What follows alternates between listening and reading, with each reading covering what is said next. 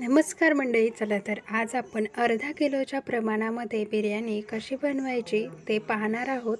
तर तुम्ही पाहू शकता सुरेख अशी बिर्याणी, इथे कुठलाही फूड कलर न वापरता अगदी हायजेनिक पद्धतीने आपण मस्त अशी घरगुती मटन बिर्याणी बनवलेली आहे। तर बनवायला अगदी तुम्हाला सोप्या पद्धतीने मी सांगणार आहे, त्यामुळे व्हिडिओ अगदी शेवटपर्यंत पहा। आणि तुम्ही पाहू शकता हळदीनेच 2 कलर आपल्या इथे बिर्याणीचे तयार झालेत। ते तयार करण्यासाठी काय सिक्रेट मी यामध्ये वापरलं जेणेकरून हळद अशा पद्धतीचा कलर देते, ते सुद्धा मी तुम्हाला शेअर केलेलं आहे। त्यामुळे व्हिडिओ अगदी शेवटपर्यंत पहा। आणि जर तुम्हाला ही बिर्याणीचा रेसिपी आवडली तर व्हिडिओ शेअर करा, त्याचबरोबर प्लीज चॅनलला सबस्क्राईब आणि व्हिडिओला एक लाईक नक्की करा। तर तुम्ही पाहू शकता अगदी बाहेर मिळते ना तशीच आपली बिर्याणी मस्त अशी सुटसुटीत तयार झालेली आहे। खायला सुद्धा खूप जबरदस्त होते बरं का, बाहेरची सुद्धा टेस्ट यापुढे फिकी पडेल, इतकी सुंदर बिर्याणी आपली इथे तयार झालेली आहे। तर तुम्हाला दिसतच असेल, तर ही बिर्याणी तुम्ही सुद्धा अशी बनवू शकता जर तुम्ही व्हिडिओ कुठे स्किप न करता संपूर्ण व्हिडिओ पाहितला तर त्यासाठी तुम्ही व्हिडिओ कुठे स्किप करू नका, व्हिडिओ अगदी शेवटपर्यंत पहा। व्हिडिओ शेवटपर्यंत पहा आणि स्किप करू नका, म्हणजेच तुम्हाला सुद्धा अशीच परफेक्ट बिर्याणी बनवता येईल। तांदूळ किती वेळासाठी भिजवायचे हे सुद्धा मी सांगितलेलं आहे। तर इथे अर्धा किलो मटण घेतलेलं आहे, स्वच्छ धुवून घ्यायचं। मॅरिनेट करण्यासाठी उभ्या साईजमध्ये एक टॅमॅटो कट करून घेतला आहे, अशा पद्धतीचा कांदा कट करून घेतला, तो घालायचा। 1 चमचा आलं लसूण पेस्ट, 1 चमचा मिरचीची चटणी यामध्ये घालायची। याच्याऐवजी तुम्ही हिरवी मिरची कट करून घालू शकता। थोडीशी कोथिंबीर, कसुरी मेथी हातावरती क्रश करून यामध्ये घालायचे आहे। आपण इथे मटण मॅरिनेट करण्यासाठी ठेवतोय, त्यासाठी ह्या जिन्नस घालायच्या। इथे आपण अर्ध्या वाटीला थोडंसं जास्त किंवा अर्धी वाटी इतकं दही घेतलेलं आहे। वजनी म्हणाल तर 100 ग्रॅम दही आपण इथे घेतलं। त्यामध्ये अर्धा चमचा हळद, 1 चमचा धना पावडर, 1 चमचा बिर्याणी मसाला, 1 चमचा मटण मसाला आणि त्याचबरोबर घरगुती लाल मसाला जो लाल तिखट आहे ते घातलेलं आहे। एवढं आपल्याला यामध्ये घालून घ्यायचं आणि सर्व मिक्स करून घ्यायचं। त्यानंतर आपल्याला मीठसुद्धा त्या स्टेजला घालायचं, पण विसरल्यामुळे इथे मी मीठसुद्धा घालून घेत आहे। चवीप्रमाणे मीठसुद्धा आपल्याला इथेच घालून घ्यायचं आणि हे मिक्स करून आपल्याला झाकण ठेवून अर्धा तासा किंवा 1 तासासाठी मटण आपल्याला मॅरिनेट करून घ्यायचं आहे। तुमच्याकडे वेळ असेल तर 1 तासासाठी आपल्याला हे मटण मॅरिनेट करून घ्यायचं आहे। मॅरिनेट झाल्यानंतर पटकन शिजलं जातं आणि छान मसाले त्यामध्ये मुरले जातात, त्यामुळे 1 तासासाठी आपण याला झाकण ठेवून असंच ठेवणार आहोत। तर आपलं मटण तर आपण मॅरिनेट होण्यासाठी ठेवलं। त्यानंतर पहा, इथे आपण तांदूळ जे आहेत ते भिजत घालणार आहोत। तर इथे तांदूळसुद्धा वजनी मी अर्धा किलो तांदूळ घेतलेले आहेत, म्हणजे 500 ग्रॅम। तर हा आहे इंडिया गेट तांदूळ, तर तुम्ही कोणताही तांदूळ इथे वापरू शकता बिर्याणीसाठी, जो तांदूळ येतो तो। तर आता हा तांदूळ स्वच्छ धुवून यामध्ये पाणी घालून ठेवलेला आहे। हा तांदूळ आपल्याला 20 मिनिटासाठी भिजवून घ्यायचा आहे।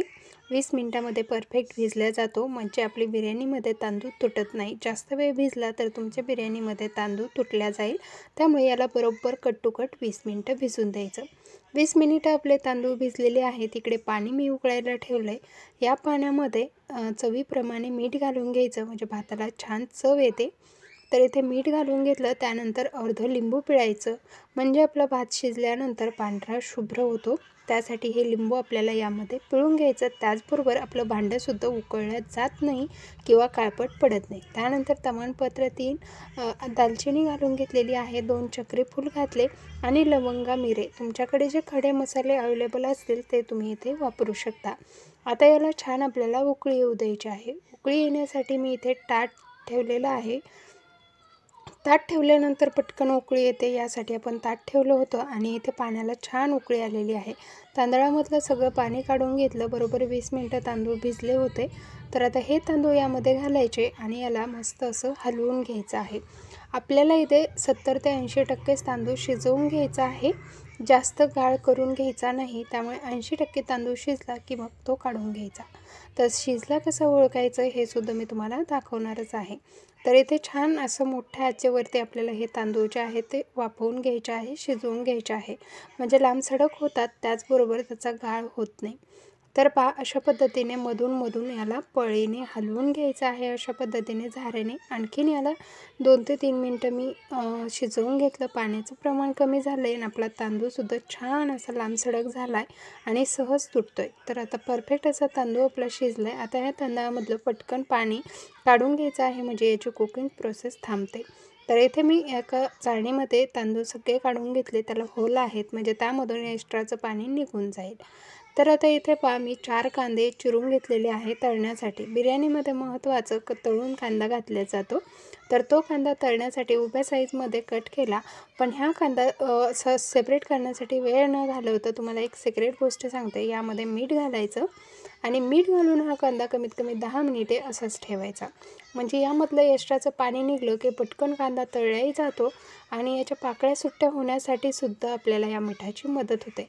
त्यामुळे मीठ आपल्याला 2 प्रकारे मदत करतं. जास्त वेळ गॅस न जाळवता पटकन कांदा क्रिस्पी होण्यासाठी 2 प्रोसेस इथेच आपल्या झालेल्या आहेत. तर या कांद्याला आपण 10 मिनिटं झालेली आहेत असं ठेवलेलं आहे आणि अगदी तुम्ही पाहू शकता सहज याच्या पाकळ्या ज्या आहेत ते सुट्ट्या व्हायला लागलेल्या आहेत आणि ह्या पाकळ्या पाहू शकता अशा सुटसुटीत झालेल्या आहेत. तर तुम्ही सहज असं हातावरती कांदा जो आहे तो असा करून याच्या पाकळ्या सुट्ट्या करून घेऊ शकता. वेळ न घालवता झटपट अशा कांद्याच्या पाकळ्या मोकळ्या करायला मदत होते मीठ घातल्यामुळे. आता हे झालं. आता हे जे कांदा आहे तो आपल्याला आणखीन थोड्या वेळासाठी ठेवायचा, म्हणजे यामधलं एक्स्ट्राचं जे काही पाणी आहे ते पिळून काढता येईल यासाठी थोड्या वेळासाठी कांदा ठेवूया. कांदा ठेवतोय तोपर्यंत इकडे तेलसुद्धा गरम व्हायला ठेवलं आणि कांदासुद्धा छान असं पाणी सुटलेलं आहे. आता या कांद्यामध्ये आपल्याला सर्व जेवढं होईल तेवढं पाणी जे आहे तसं घट्ट पिळून घ्यायचं आहे, म्हणजे कांदा अगदी 2-3 मिनटात तळला जातो. एकदम क्रिस्पी कांदा तयार होतो आणि तळल्यानंतरसुद्धा तो लूज पडत नाही. त्यामुळे अशा पद्धतीने नक्की कांदा तळून पहा. कशासाठी तुम्ही कांदा तळत असाल तर ही पद्धत नक्की वापरा. तर इथे आपलं तेल गरम झाले, चेक केलेलं आहे आणि तेल व्यवस्थित गरम झालं आहे. तर असा सुट्टा करून ह्या तेलामध्ये कांदा आपल्याला टाकून घ्यायचा आहे. तुम्ही ज्या पद्धतीने व्हिडिओमध्ये पाहत आहात अशाच प्रकारे आपल्याला कांदा टाकून घ्यायचा. मी इथे 2 बॅचमध्ये हा कांदा तळून घेते, म्हणजे सगळं व्यवस्थित कांदा तळला जाईल, त्याचबरोबर कांदा क्रिस्पी देखील होईल. तर पहा जास्त वेळ लागणार नाही, कारण आपण यामधलं सर्व पाणी जे आहे ते काढून घेतलेलं आहे. तर पाहू शकता अर्धा मिनिट किंवा 1 मिनिटामध्येच आपला कांदा बऱ्यापैकी असा म्हणजे खुरखुर व्हायला लागलेला आहे, म्हणजे क्रिस्पी व्हायला लागलेला आहे. आणि इथे पाहू शकता 2 ते 3 मिनिटामध्ये कांदा आपला तळून तयार झाला आहे. कांदा मी काढून घेतला. याच पद्धतीने राहिलेला कांदासुद्धा आपण तळून घेणार आहोत. कांदा तळून घेतला. आता बिर्याणीला दम देण्यासाठी मी इथे ज्या पातेल्यात भात उकळला होता तेच पातेलं ठेवलेलं आहे. यामध्ये 2 चमचा आपल्याला साजूक तूप घालून घ्यायचं आहे. तुम्ही फक्त तेलापासून सुद्धा ही बिर्याणी बनवू शकता किंवा बटरपासून. मी इथे थोडंसं तेल आणि थोडंसं तूप अर्ध करून वापरत आहे.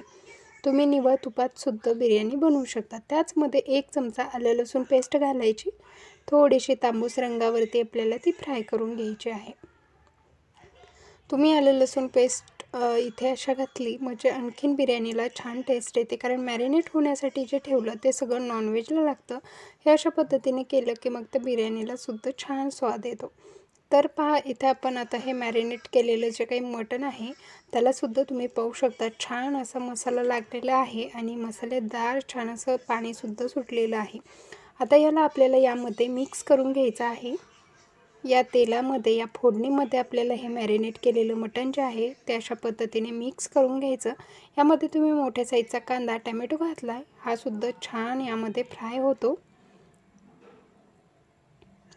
तर आपण याला आता हलवून घेऊया. त्यानंतर आपण इथे हे ताटामध्ये जे काही एक्स्ट्राचं पाणी होतं थोडंसं मसाला राहिलेला ते सुद्धा यामध्ये घालून घ्यायचं आहे.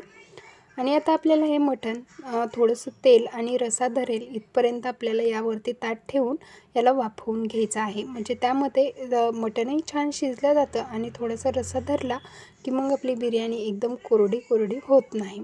त्यासाठी आपण याला छान असं झाकण ठेवून 5 मिनिटे मंद गॅसवरती शिजवून घेतलं आहे.